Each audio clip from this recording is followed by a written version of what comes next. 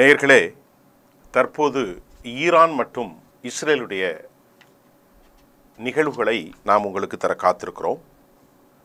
உண்மையான நிகழ்வு என்னவென்றால், இஸ்ரேலுடைய இராணுவ தளவாடங்கள் பற்றாக்குறையின் காரணமாகவும் பெருந்தொகையான மக்கள் நாட்டை விட்டு வெளியேறுவதற்கு முயற்சி செய்கிற காரணமாகவும் அமெரிக்காவை அழைத்தும் அமெரிக்கா 2 வாரங்கள் வரை பதில் சொல்ல முடியாது அல்லது அமெரிக்கா நேரில் தயங்குவதாலும், அதே போன்று ஈரானுக்கு பலமான ஆதரவை தெரிவித்தது மட்டுமல்ல, 2 கப்பல்களை சீனா கொண்டு நிறுத்தியிருக்கிற நிலையிலும் ஈரானுக்கு ஆதரவாக இஸ்ரேலை எதிர்த்து ரஷ்யா, பாகிஸ்தான் போன்ற நாடுகள் களத்தில் இறங்குவதாலும் உண்மையில் அமெரிக்கா பெரும் அச்சத்திலும் அதே போன்று இஸ்ரேல் பெரும் பீதியிலும் தற்போது இருக்கிற செய்திகளை உறுதியாக சொல்ல முடியும். இந்த நிலையில் 14 புதிய விமானங்கள், அதாவது கார்கோ பிளேன்ஸ், இதன் மூலமாக விமானங்கள் ஷிப்மெண்ட் ஆகி ஆர்மி ஆபரேஷனுக்காக ஃபுல் சப்போர்ட் செய்வதற்கு அமெரிக்கா மற்றும் ஜெர்மனியிலிருந்து இஸ்ரேலுக்கு வந்திருக்கக்கூடிய காட்சிகள் நாம் நேற்றைக்கு தெளிவாக அறிந்து கொள்ள முடிகிறது. காசாவினுடைய போரில் 60,000த்திற்கும் மேற்பட்ட படுகொலையை செய்வதற்கு 800க்கும் மேற்பட்ட கார்கோ ஃப்ளைட்டுகளை that have arrived in Gaza Strip from October 23. அதாவது காசாவில் மட்டும் படுகொலை செய்வதற்கு அமெரிக்கா அனுப்பியிருக்கிற ஆயுதங்கள் எவ்வளவு தெரியுமா தோழர்களே? 140 கப்பல்கள் முழுவதுமான ஆயுதங்களும் 800க்கும் மேற்பட்ட கார்கோ பிளைன்ஸ், இதில் எல்லாம் வெடிகுண்டுகள், இன்னும் உண்டான ராட்சச குண்டுகள், என்னென்னலாமோ இருக்குமோ அவ்வளவும் அனுப்பப்பட்டிருக்கிறது. பீரங்கிகள், தாக்குதலுக்கு பயன்படுத்தக்கூடிய வெடிமருந்துகள், இதையெல்லாம் போட்டு தான் இந்த அப்பாவி பிள்ளைகளையும் குழந்தைகளையும் 14,000 பேரை கொலை செஞ்ச அமெரிக்கா உலகத்தில் நியாயத்தை பேசுவது எங்களுக்கு புரியவில்லை. இந்த நிலையில் இஸ்ரேல் இந்த அநியாய அழிச்சாட்டுளியங்களை செய்தது. அதற்கு இஸ்ரேல் மக்கள் பொறுப்பல்ல, அரசுகள் தான் செய்தது. இந்த நிலையில் தற்போது மேலும் ஆயுத பற்றாக்குறையை சமாளிப்பதற்கு ஜெர்மனும் அமெரிக்காவும் 14 கார்கோ பிளேன்களை அல்லது ஷிப்மெண்ட் ஆகி வந்திருக்கிற கருத்தும் நமக்கு தெரிகிறது. வாஷிங்டன், பெர்லின் இதை அனுப்பியிருக்கிறாங்க. No comments on arms arriving. எந்த விதமான செய்திகளும், எந்த மாதிரி ஆயுதங்கள், எந்த தகவலும் பொது ஊடகங்களில் பகிர்ந்து கொள்ளப்படவில்லை. அமெரிக்காவுடைய தேசிய நாளிதழ்களும் இதை பற்றிய குறிப்பான கருத்துக்கள் எதுவும் இல்லை. ஜெர்மன் ரொம்ப அக்கறை எடுக்கிறார்கள். ஜெர்மனுடைய நாசிகள் தான் ஒரு பெரும் பேரழிவை நடத்தினார்கள்.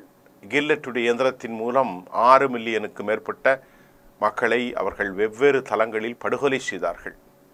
அவர்கள் இப்பொழுது மற்றொரு படுகொலைக்கு ஆதரவாக ஆயுதங்களை கொடுக்கிறார்கள். இதுதான் ரொம்ப முக்கியமான விவகாரம். அமெரிக்கா தவறுகளை செய்கிறது என்று தான் நாங்கள் நம்ப வேண்டியிருக்கிறது. ஏனென்று சொன்னால், ஈரானுடைய தாக்குதல் பெரிய அளவில் ஒரு பெரிய பேரழிவை ஏற்படுத்தி கொண்டிருக்கிற நேரத்தில் மீண்டும் ஆயுதங்களை மௌனியாக்கி ஒரு சமாதானத்தை முடிக்க விரும்பாத அமெரிக்கா, ஜெர்மன் போன்றவைகள் 14 கார்கோ பிளேன் மூலம் மீண்டும் ஆயுதங்களை அனுப்பியிருக்கிறது. பல சந்தேகத்தை நமக்கு ஏற்படுத்தியிருக்கிறது.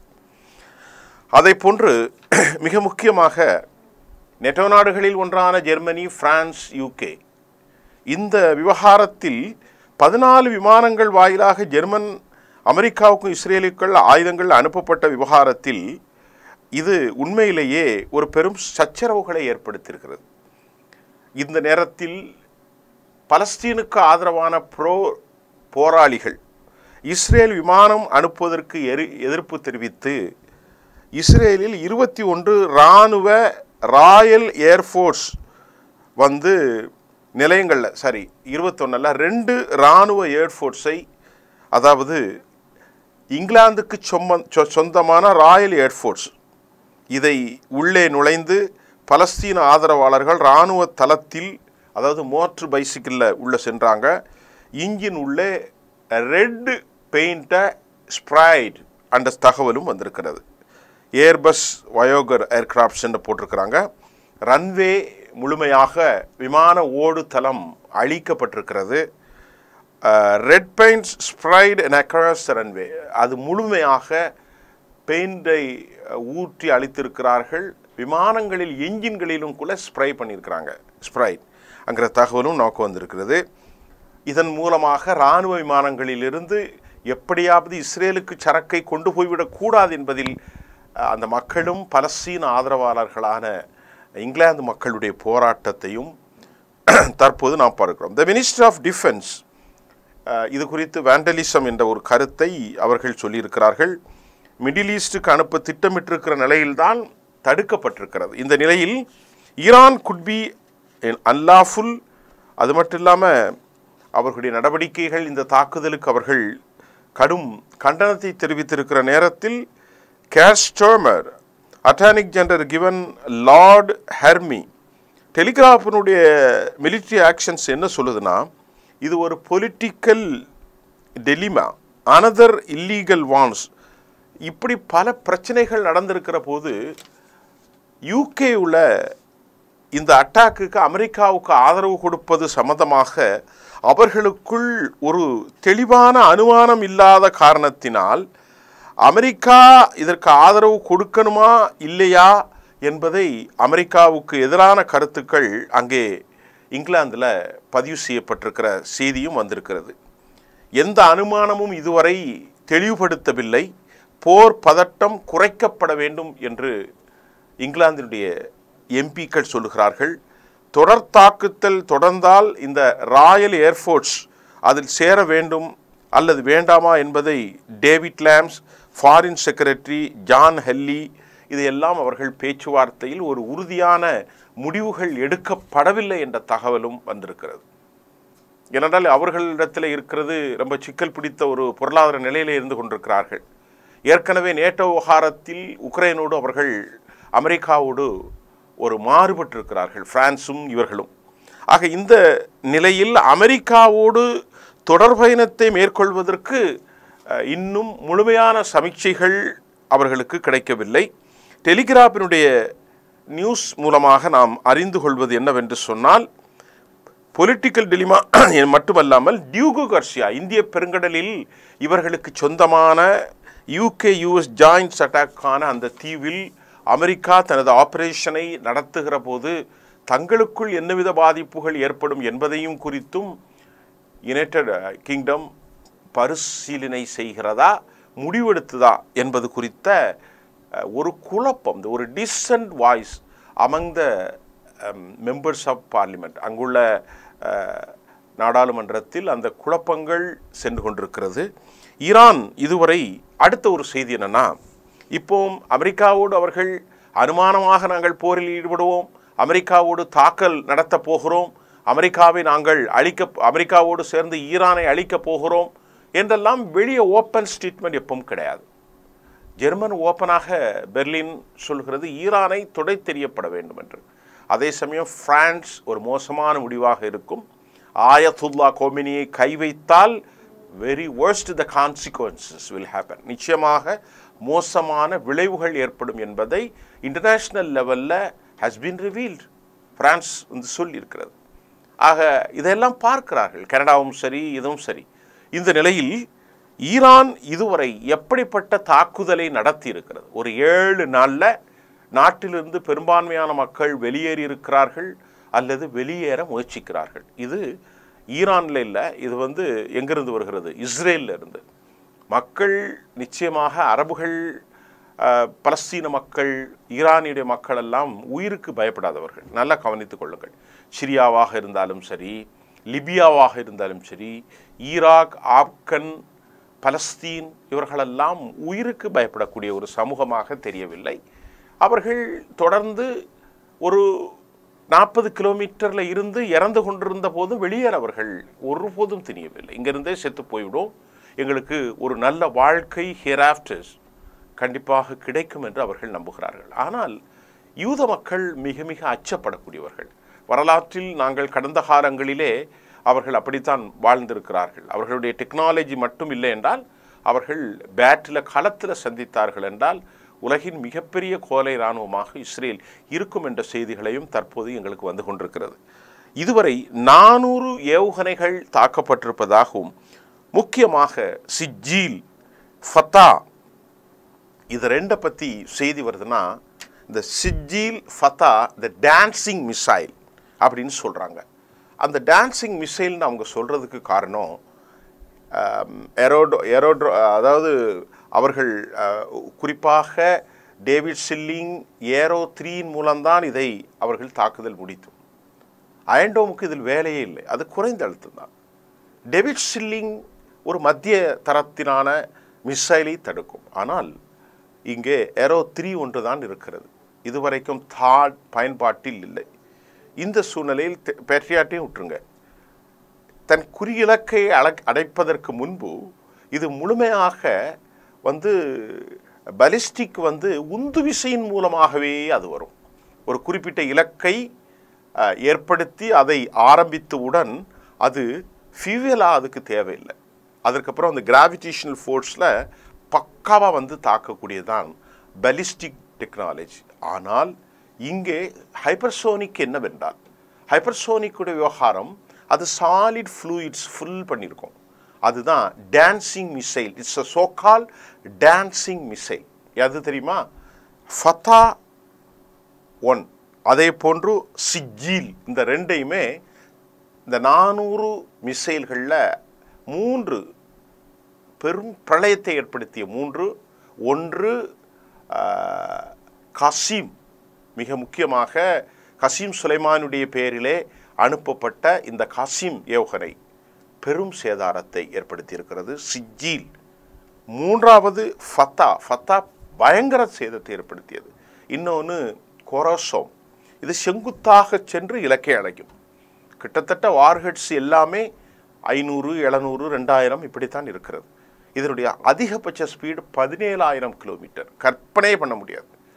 வார்ஹெட்ஸில் 1.5 டன்னை சுமந்து கொண்டு 17,000 கிலோமீட்டரில் இலக்கை தாண்டினால் அதனுடைய தாக்கங்கள் எவ்வளோ இருக்கும்? ஒரு 1000-2000 கிலோமீட்டருக்கு மேலே ஃப்ளைட்டில் பறக்க முடியாது. 1000 கிலோமீட்டர் தான் போகுமோ என்னமோ தெரியல. அது போயிட்டாலும் அந்த வேகம் வேறு. அங்கிருந்து மேலே போடுகிற பங்கர் குண்டுகளை விட இந்த மிசைல் டெக்னாலஜி, அது பிறகு சூப்பர் சோனிக், ஹைப்பர் சோனிக்குடைய இந்த வேகமும் தாக்கமும் சாலிட் சப்ஸ்டன்ஸில் பெரும் தாக்கத்தை ஏற்படுத்தியதாகவும் நமக்கு செய்தி வந்திருக்கிறது. குறிப்பாக இது ஒரு லாங் ரேஞ்ச் மிசைல். 2008 தான் அவங்க டெவலப் பண்ணியிருக்கிறாங்க. இந்த லாங் ரேஞ்ச் மிசைல் 2000 கிலோமீட்டர்ஸ் வரைக்கும் செல்லக்கூடியது. சாலிட் ஃபுல்லி இதெல்லாம் உங்களுக்கு நான் சொல்லிட்டேன். இதில் ஜிபிஎஸ் இருக்கிறது. ஜிபிஎஸ் ரொம்ப முக்கியமான ஒரு கருவி. அது மாதிரி இல்லாமல் நேவிகேஷன் ஸ்பைன்னு போட்டிருக்கிறாங்க. அது எந்த தாக்குதலுக்கு நடத்தக்கூடிய கடல் பிராந்தியத்துடைய விவகாரங்களையும் கூட அதை சமிக்சைகளை கொடுத்து சரியான இலக்கை, டான்சிங் மிசைல் என்று சொன்னால் அதை தடுக்கக்கூடிய அந்த ஏரோசிஸ்டம் 3 ஒரு இலக்கில் வருகின்ற போது இது அப்படியே முன்னோக்கி பின்னோக்கி அப்படி கீழையும் மேலையும் இலக்கை தாக்கிவிடும். அதுதான் அப்படி பேர். இஸ்ரேலுடைய என்ன சொல்கிறாங்கன்னா, each and every missile multiple warheads. இஸ்ரேலுடைய கம்பேரிசனே இது வந்திருக்கிறது. இது இஸ்ரேலுடைய தகவல் தான். ஒரு வார்ஹெட்ஸ் இல்லை, பலவிதமான வார்ஹெட்ஸ், மல்டிபிள் வார்ஹெட்ஸ். ஃபத்தா 1. இப்போ நான் இந்த 7 நாளில் 400 மிசைல்களில் தீவிர கொடூர தாக்குதலுக்கை நடத்திய இந்த ஃபத்தா இங்கே தான் ஹாஸ்பிட்டலில் அடித்தது. இந்த ஃபத்தா தான். Fattah 1 hypersonic medium. NBC report take. NBC report என்னன்னு சொன்னால், ஈரானுடைய ஆர்சனல்னா ஆயுத குவியல்கள் இருக்கக்கூடிய ஆயுத கிடங்குகள் has a multiple missile stock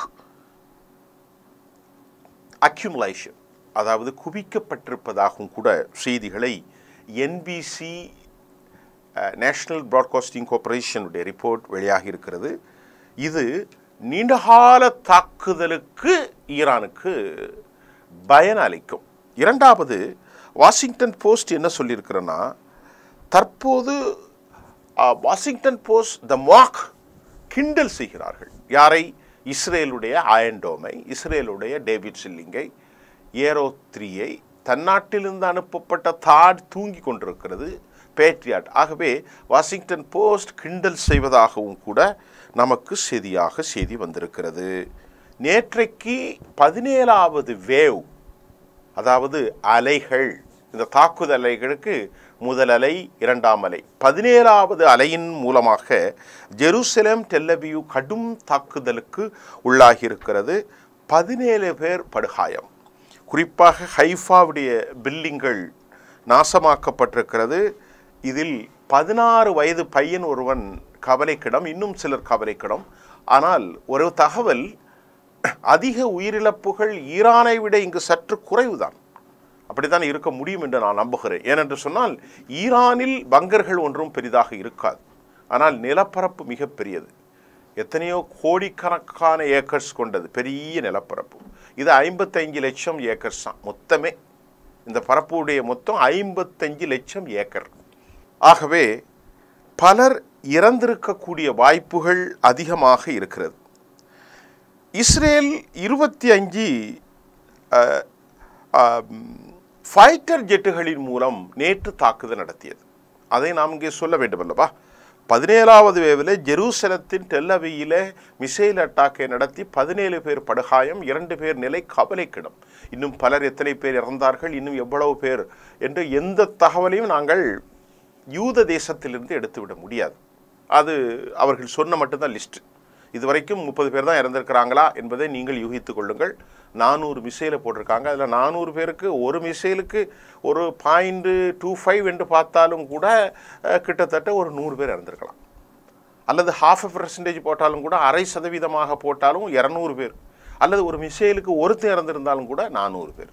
நீங்கள் தான் முடிவு செஞ்சுக்கணும். ஆனால் அஃபீஷியல் அனௌன்ஸ்மெண்ட் 26 பேர் இறந்திருப்பதாக சொல்கிறார்கள். இஸ்ரேல் நேற்றைக்கு 25 நிலைகளில் ஃபைட்டர் ஜெட்டின் மூலம் தாக்குதலை ஈரானில் நடத்தினார்கள். ஈரானுடைய இதுவரைக்கும் அந்த ஃபைட்டர் ஜெட்டில் தங்கள் இலக்குகளையும் ஆயுதங்கள் இல்லாத ஆயுதங்கள் குவிப்புகளையும் நாங்கள் அனுப்பியிருப்பதாக இஸ்ரேல் புகழாரம் சுட்டி கொண்டிருக்கிறது. உண்மையில் மிசைல் தளங்கள் தானா அல்லது பொய்யான தளங்களா என்பது பற்றிய தகவல்கள் ஏதும் இல்லை. இது குறித்து பெரிதாக அலட்டியதாக நமக்கு தெரியவில்லை. அதே நேரம் காசாவில் குண்டுகளை வீசுவதற்கு டெக்னாலஜி கொடுத்தது யார் என்று சில மாதங்களுக்கு முன்பு நமக்கு ஒரு தகவல் வெளியானது. அது உள்ளத்தை மிகவும் பாதித்தது. மைக்ரோசாஃப்ட் அந்த அலுவலகம்தான் காசாவில் இந்த துல்லிய தாக்குதலுக்கான பலவேறு நிகழ்ச்சிகளை பணத்தை வாங்கி கொண்டு கொடுத்ததாகவும் இஸ்ரேலுக்கு உதவி செய்த தகவல்கள் உள்ளங்களை எல்லாம் காயப்படுத்தியது. பில்கேட்ஸ் அவர்கள் மனிதநேய பாவனையாளர் ஒரு நபர், அவருடைய நிறுவனத்தில் இந்த பாவங்கள் செய்யப்பட்டதா என்ற கேள்விக்கு நேற்று பதில் கிடைத்திருக்கிறது. மைக்ரோசாஃப்ட் நிறுவனங்கள் குறிவைத்து தாக்கப்பட்டிருக்கிறது. பீர்ஷீபா லவுட் எக்ஸ்ப்ளோஷன்ங்கிற தகவலும் வந்திருக்கிறது. ஜூன் 20 மிசைல்கள் மூலம் தாக்குதல், மொத்தம் 520 மிசைல். நான் ஏற்கனவே 400 சொன்னேன். அடுத்த தகவல் 520 மிசைல்கள் என்று வந்திருக்கிறது. 25 மட்டும்தான் இவற்றில் தாக்கியதாகவும் அவர்கள் சொல்கிறார்கள். அப்போ 25 மிசைலில் 5% இவ்வளோ பேரழிவா? இப்போ ஈரானுடைய வல்லமை என்ன?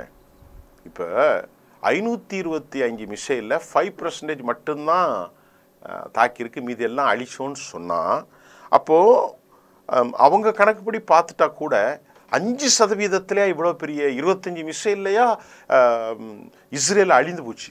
அப்போ 100% வந்து இன்னும் 95% சரியாக அடித்தால் இஸ்ரேலே இருக்காதோ அப்படிங்கிறத அவர்களுடைய ஸ்டேட்மெண்ட்டே நமக்கு உறுதி செய்வதாக இருக்கிறது.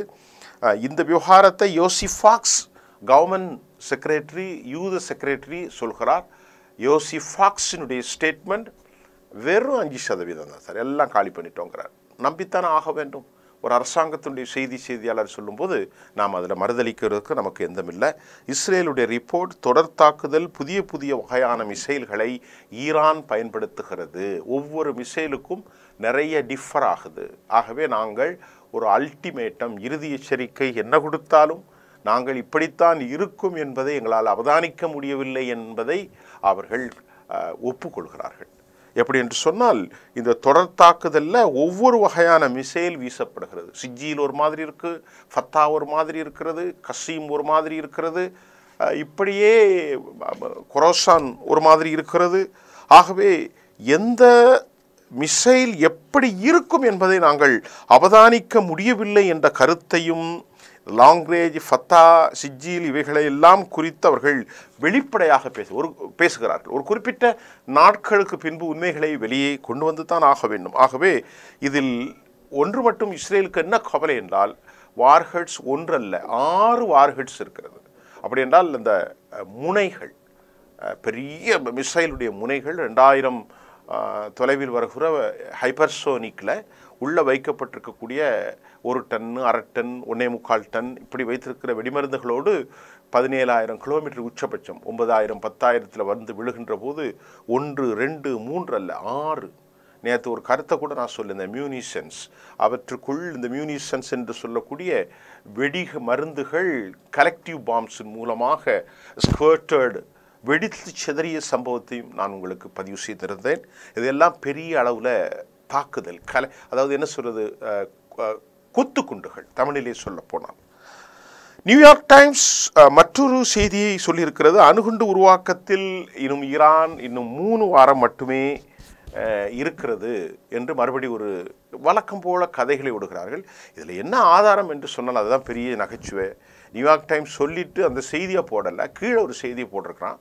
இது மொசாத்துடைய தகவல் அடிப்படையில் தான் இந்த செய்தியை நாங்கள் போடுகிறோம். இது நம்பகத்தன்மை எப்படி இருக்குங்கிறத நாம் புரிந்து கொள்ளலாம். யுஎஸ்னுடைய அப்பாஸ் அராக்கட்சியோடு ரகசிய பேச்சுவார்த்தை நடந்து கொண்டிருக்கிறதாகவும் அப்பாஸ் அராக்கட்சி முழுமையாக நிராகரித்திருக்கிறார். இதுக்கெல்லாம் அப்பாஸ் அராக்கட்சியை கொலை செய்வதற்கு முயற்சி செய்கிறார்கள். இவர்கள் இப்படியே அழிந்து போவார்கள். ஒவ்வொருத்தரையும் கொலை செய்வதற்கு முயற்சித்தால் கசாவிலே பாடம் படித்தார்கள். அவர்களால் எதுவும் செய்ய முடியவில்லை. இன்னும் உலகளாவிய பல தகவல்கள் எமக்கு தெரிவிக்கிறது என்னவென்று சொன்னால், அது எனக்கு ஒரு ஆச்சரியமான தகவலாக இருக்கிறது. அது நான் 2வது சொல்கிறேன். இப்பொழுது அப்பாஸ் அராக்கட்சியோடு அவர்கள் பேச்சுக்கு அழைத்த நிலையில் ஈரான் அதை முழுமையாக நிராகரித்திருப்பதற்கு காரணம், அப்பாஸ் அராக்சி என்ன சொல்கிறார் என்னால், அவர்கள் ட்ரம்ப் யூதர்கள் ஆதரவாளர்களாக இருக்கிறார்கள், யூதர்களுக்காக பேசுகிறார்கள், யூதர்களோடு நட்பு செய்கிறார்கள். அப்படி பேசக்கூடிய ஒரு ட்ரம்போடு நான் எப்படி நீதி எங்களுக்கு கிடைக்கும் என்ற பதிலை ஒரு சைலண்ட், அவர் ரொம்ப அமைதியாக பேசுகிறார். அவர்கள்ட்ட நாங்கள் பேசுகிறதுல காலம் வீண், அதனால் எந்த பிரயோசனமும் இல்லை என்ற கருத்தை இன்டர்நேஷ்னல் லெவலில் வெளிவிவகாரத்துறை அமைச்சர் foreign secretary Abbas Araghchi has been made. அவர் இந்த ஸ்டேட்மெண்ட்டை வெளியிட்டிருக்கிறார். இது ஒரு செய்தி. ஃபைனலாக ஒரு செய்தி என்னென்னா, குறிப்பாக எல்லோரும் மௌனித்து போனார்கள் என்று பலர் பேசிக்கொண்டிருக்கிறார்கள். எனக்கு அது புரியவில்லை. அப்படி என்றால் ஹமாஸ் அழிக்கப்பட்டு விட்டது, ரைட்டு. ஹிஸ்புல்லா அழிக்கப்பட்டு விட்டது, ரைட்டு.